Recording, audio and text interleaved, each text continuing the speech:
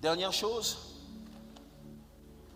l'orgueil, plutôt l'humilité, donne accès à la gloire. Je reprends, l'humilité donne accès à la gloire. Je vais parler de ces célèbres proverbes 15, verset 33. Qu'est-ce que la Bible dit? La crainte de l'Éternel enseigne la sagesse et l'humilité précède la gloire.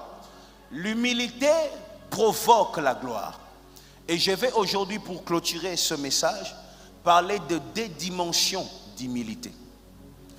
La première humilité, je vais aller rapidement.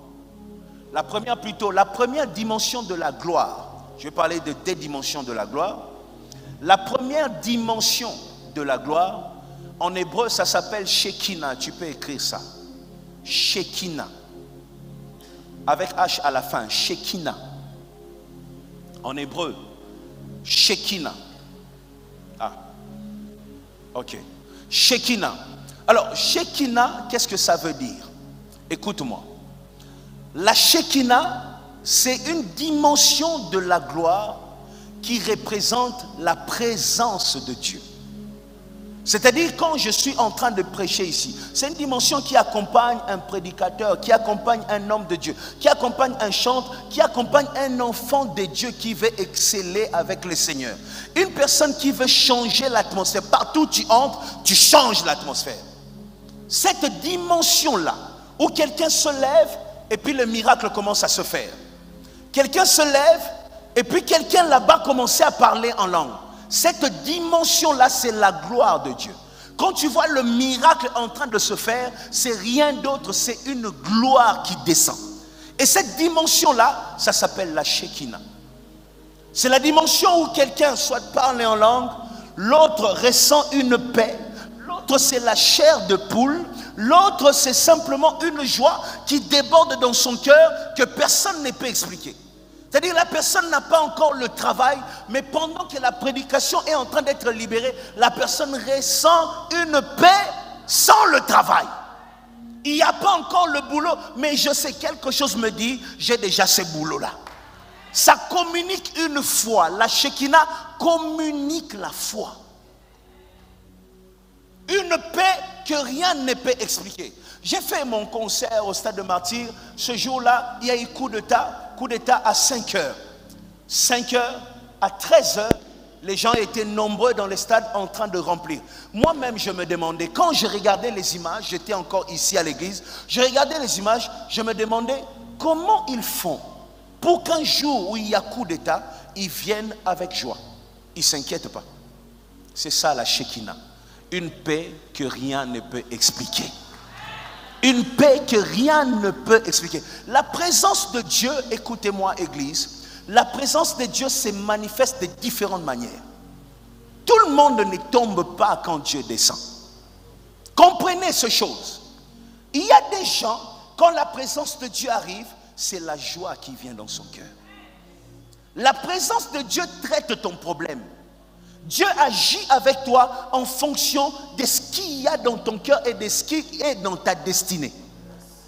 Il y a des gens, quand Dieu descend, ils tombent, ils parlent en langue. Il y a d'autres qui ressentent simplement une paix, envahir leur vie, envahir leur tête. Et il y en a qui reçoivent la foi. C'est-à-dire, quand Dieu est descendu, il n'a pas parlé en langue, mais c'est la foi. J'ai vu des pasteurs essayer de mourir parce que Dieu lui a dit, aujourd'hui, ça sera un culte où je vais me manifester. Le pasteur cherche le parler en langue. Il cherche. Finalement, le culte finit en retard parce que le pasteur cherchait une seule personne qui va parler en langue. Le pasteur commence à circuler dans la salle, commencer à toucher les têtes des gens, essayer de faire tomber les gens. Comme non. Dieu ne se manifeste pas que quand on tombe. Comprenez ces choses. On doit enseigner. Dieu se manifeste parfois par un sourire. Un sourire. Asekakala aseki. C'est ça la Shekinah. C'est-à-dire une présence de Dieu qui vient et qui comble les cœurs. Moi, au début de mon ministère, parfois lorsque j'arrivais et que dans un culte, personne n'a parlé en langue, je me disais, donc Dieu n'est pas là. Il fallait que je grandisse, que je comprenne que Dieu ne se manifeste pas toujours comme on veut. Il y a eu des cultes très calmes, il n'y a eu aucun parler en langue, mais le lendemain, vous recevez un témoignage. Quelqu'un qui arrive qui dit, quand je suis rentré, j'ai vécu ça. C'est-à-dire, la personne, il n'y a pas eu une manifestation ici, mais Dieu a fait une grande chose dans sa vie. Cette dimension-là, ça s'appelle la Shekinah. Et quand tu veux marcher comme ça, ou partout où tu arrives, tu imposes une atmosphère qui change tout, il te faut quoi? L'humilité. L'humilité. La prière ne suffit pas. Arrêtez de penser que la prière règle tout. Non. Il y a des choses qui ne se règlent pas avec la prière, mais qui se règlent avec l'humilité, les principes du royaume. Sois humble et tu seras glorieux. Partout où tu arrives, l'atmosphère change. Tu arrives à un endroit, un business, une entreprise qui était déjà en train de fermer, parce que tu arrives, les choses redémarrent. C'est cette dimension-là que portait Joseph.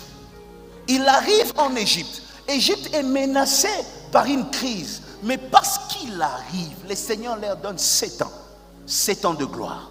7 ans de prospérité. Est-ce que tu peux aujourd'hui être parmi ceux qui changent l'atmosphère? Partout où tu arrives, les choses changent. Reçois cette grâce au nom de Jésus-Christ. Partout où tu entreras à partir d'aujourd'hui, que l'atmosphère change. Provoque cette grâce.